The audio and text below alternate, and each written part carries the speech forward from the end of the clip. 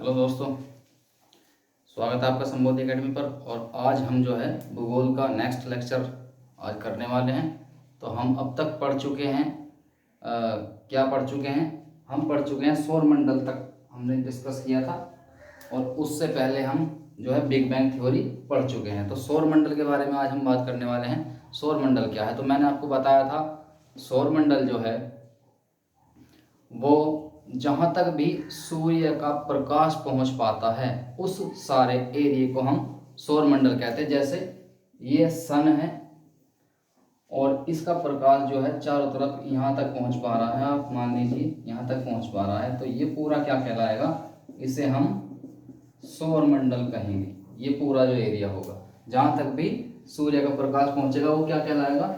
सौरमंडल कहलाएगा। सबसे पहली बात, अब सौरमंडल हमारा जो बात कर रहे हैं हम हमारी आकाशगंगा के सौरमंडल के बारे में बात कर रहे हैं। और हमारी आकाशगंगा का नाम क्या था? हमारी आकाशगंगा का नाम था आकाशगंगा ही है, और वो क्या है? एक गैलेक्सी है और उसका नाम है आकाशगंगा। मिल्की वे से बोलते हैं। तो उसमें क्या क्या चीज़ें विद्यमान है वो हम देखेंगे। तो सौरमंडल के बारे में हम बात कर रहे हैं। सौरमंडल क्या है? जहाँ तक सूर्य का प्रकाश पहुँचता है वो सौरमंडल है। तो सौरमंडल के अंदर है क्या क्या चीज़ें पाई जाती हैं उनके बारे में हम बात करेंगे। तो लगभग 4-5 चीजें हैं। सबसे पहले तो सूर्य मिलेगा, सबसे पहले सूर्य यानी सन मिलेगा। दूसरा, सूर्य के बाद आपका जो है ग्रह मिलेंगे इसमें। उसके बाद उपग्रह इसमें मिलते हैं, उपग्रह भी इसमें मिलेंगे। उसके बाद इसमें क्षुद्र ग्रह भी मिलेंगे, क्षुद्र ग्रह भी इसमें पाए जाते हैं। तो ये लगभग इसमें 4 चीजें पाई जाती हैं। और 5वीं जो है आपका धूमकेतु भी इसमें मिलते हैं। धूमकेतु या इन्हें COMET कोमेट भी बोलते हैं, धूमकेतु। ये चीजें पाई जाएंगी, सूर्य, ग्रह, उपग्रह, क्षुद्र ग्रह और धूमकेतु। तो इसका आप स्क्रीनशॉट ले लीजिए कि सौरमंडल में क्या पाया जाता है। उसके बाद हम बात करेंगे सूर्य की। सूर्य के बारे में आज पूरी डिटेल जानेंगे। सूर्य क्या है और क्या करता है और इसकी क्या जो है उपलब्धियां हमारे लिए हैं, क्या मतलब हमारे लिए बेनिफिट है। तो चलिए सूर्य के बारे में हम बात करेंगे। इसको हम मिटा दूं। तो सन के बारे में आज पूरा डिस्कशन हम करने वाले हैं। सूर्य, सबसे पहले तो क्वेश्चन यही पूछा जाता है एग्जाम में कि सूर्य क्या है। तो सूर्य यानी सन क्या है? तो क्या है, बस ये सिंपल सा क्वेश्चन भी आ जाता है। तो क्या है? एक तारा। और हमने बताया था जितने भी तारे हैं उनका निर्माण कैसे हुआ है, या सूर्य का निर्माण कैसे हुआ है। हाइड्रोजन का चेंज जब हीलियम में होता है तो नाभिकीय संलयन होता है, नाभिकीय संलयन होता है। और ये प्रक्रिया से इसे ऊर्जा मिलती है, और यही इसकी उत्पत्ति का भी कारण है। तारों की उत्पत्ति का भी नाभिकीय संलयन। ये बात क्लियर हो गई आपको? तो हमने इसके बारे में जाना, हाइड्रोजन का जब चेंज हीलियम में हो जाता है तो नाभिकीय संलयन होता है, वही तारों के एनर्जी यानी सूर्य के एनर्जी का कारण बनता है। तो सूर्य क्या है? एक तारा है। इसको आप नोट कर लीजिए। अब सूर्य का हम देखते हैं द्रव्यमान यानी इसका मास, यानी सूर्य के अंदर है क्या क्या। तो इसके द्रव्यमान में 3 चीजें हमें मुख्य रूप से मिलेंगी, 1, 2 और 3। सबसे पहले इसमें क्या पाया जाएगा? सबसे पहले इसमें हाइड्रोजन पाई जाएगी। क्या पाई जाएगी? हाइड्रोजन यानी H2। और ये कितनी पाई जाती है? इसकी मात्रा होती है 70%।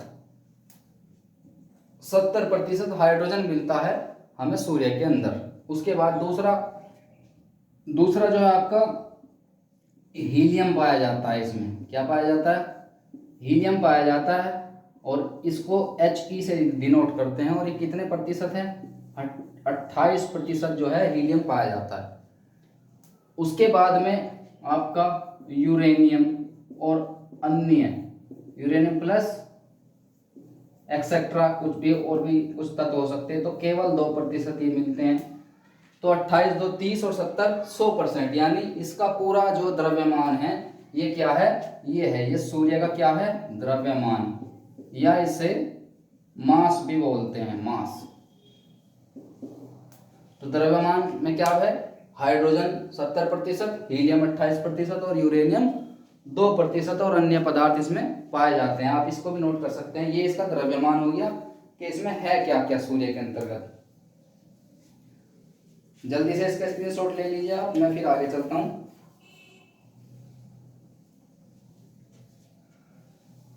चलिए आगे चलते हैं। अब हम सूर्य के बारे में और जानेंगे। जैसे हमारी पृथ्वी पर जो है परतें पाई जाती है, आप जानते हो, जैसे troposphere, stratosphere, mesosphere, ionosphere, exosphere, ये 5 परतें पृथ्वी में नीचे से ऊपर की ओर पाई जाती हैं। इसी प्रकार से सूर्य के पास भी ऐसी परतें हैं, 3-4 परतें हैं। तो हम सबसे पहले सूर्य के केंद्र की बात करेंगे। जैसे मान लिया ये सूर्य का केंद्र है, ये सूर्य का केंद्र हो गया। चलिए हमने जान लिया केंद्र है। इस केंद्र में जो टेम्परेचर होता है वो होता है 15 मिलियन डिग्री केल्विन। इतना हाईएस्ट जो टेम्परेचर यहाँ इसके सूर्य के केंद्र में पाया जाता है। अब इसके ऊपर एक परत और पाई जाती है, एक मंडल पाया जाता है। जैसे हमारे ये मंडल होते हैं, ये मंडल, ये जो मंडल है इसके केंद्र के ऊपर जो पहला मंडल है वो कौन सा मंडल है? उस मंडल का नाम होता है क्या? उसका मंडल का नाम है प्रकाश मंडल। क्या है? प्रकाश मंडल। यहां से बहुत सारे क्वेश्चन कई बार पूछे जा चुके हैं। और ये प्रकाश मंडल क्या है? हमें दिखाई देने वाला भाग। जब हम सूर्य की ओर देखते हैं तो हमें जो भाग दिखाई देता है वो भाग जो है वो प्रकाश मंडल कहलाता है। हमें दिखाई देने वाला भाग क्या है? सूर्य का प्रकाश मंडल, ये वाला जो भाग है। इसके ऊपर एक और मंडल पाया जाता है, इसके ऊपर एक और मंडल पाया जाता है। इस मंडल का नाम क्या है?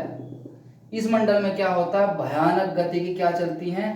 हवाएं चलती है, गर्म हवाएं, भयानक गति की गर्म हवाएं इसमें चलती हैं। और इस मंडल का नाम क्या है? इस मंडल का नाम होता है वर्णमंडल। क्या नाम है इसका? इसका नाम है वर्णमंडल। क्या नाम होता है इसका? वर्णमंडल। और इसमें गर्म व भयानक गति की हवाएं चलती हैं। तो इसे हम वर्णमंडल के नाम से जानते हैं। कौन सा मंडल है? वर्णमंडल। तो ये केंद्र हो गया। इसके ऊपर एक मंडल है जो हमारा ये वाला मंडल है, ये केंद्र है। इसकी हम बात ही नहीं करते, इसकी तो 15 मिलियन डिग्री केल्विन तापमान है। इसके ऊपर एक मंडल पाया जाता है। इस मंडल का कितना है? क्या नाम है इसका? प्रकाश मंडल।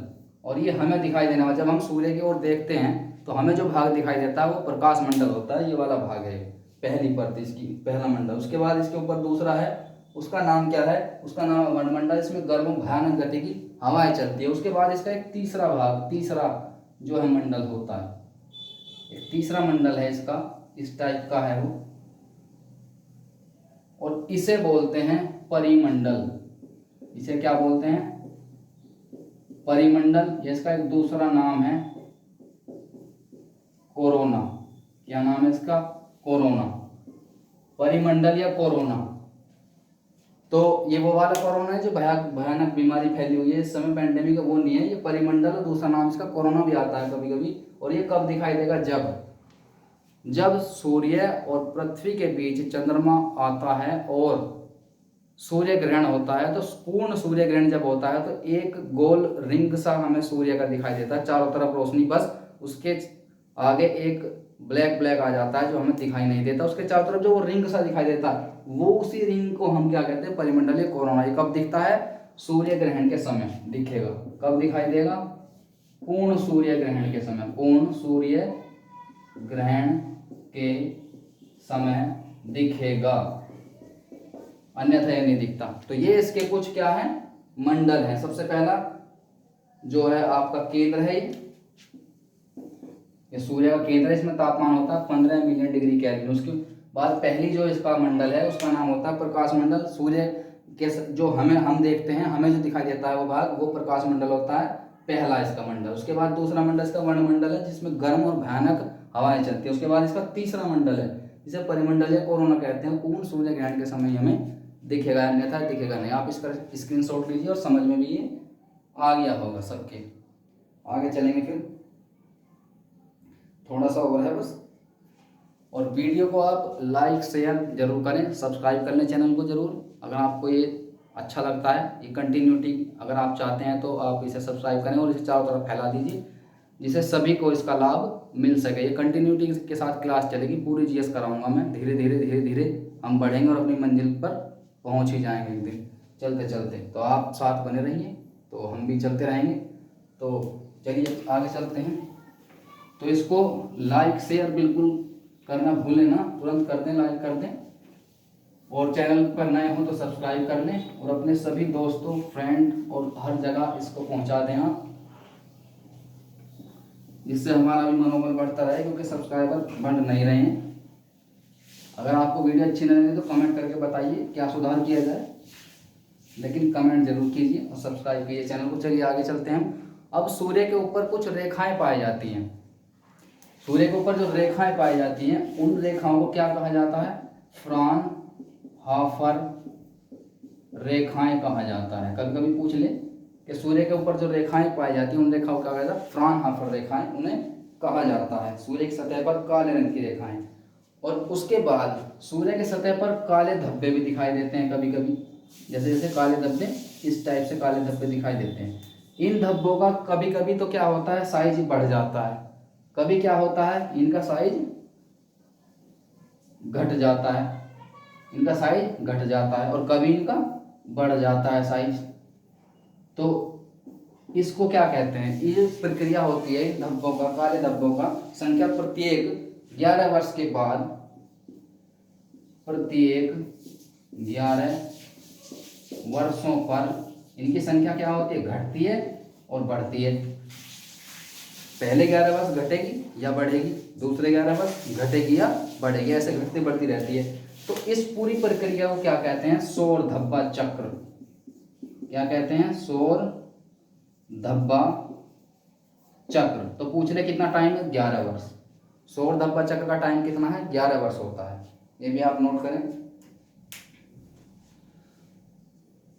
उसके बाद बात करेंगे कॉस्मिक वर्ष। ये क्या है? आप जानते होंगे कि सूर्य भी गति करता है। सूर्य भी क्या करता है? गति करता है, परिक्रमा करता है। कॉस्मिक वर्ष क्या है?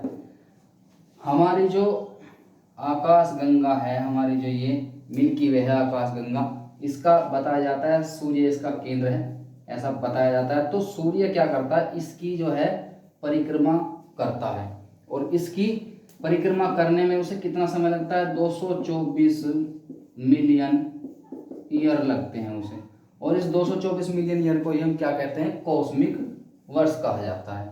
तो यानी सूर्य भी गति करता है। तो सूर्य 224 मिलियन वर्षों में आकाशगंगा का जब एक चक्कर पूरा करता है, सूर्य क्या करता है? एक चक्कर पूरा करता है आकाशगंगा का। कितने समय में? 224 मिलियन वर्षों में। और इसी समय 224 मिलियन वर्ष का जो समय, इसे हम क्या कहते हैं? कॉस्मिक ईयर कहते हैं। तो चलिए दोस्तों, आज के लिए इतना ही। धन्यवाद वीडियो देखने के लिए, और इसको लाइक शेयर करना बिल्कुल भी ना भूलें, और अपने दोस्तों को भेजें, सब्सक्राइब करें। ठीक है, धन्यवाद।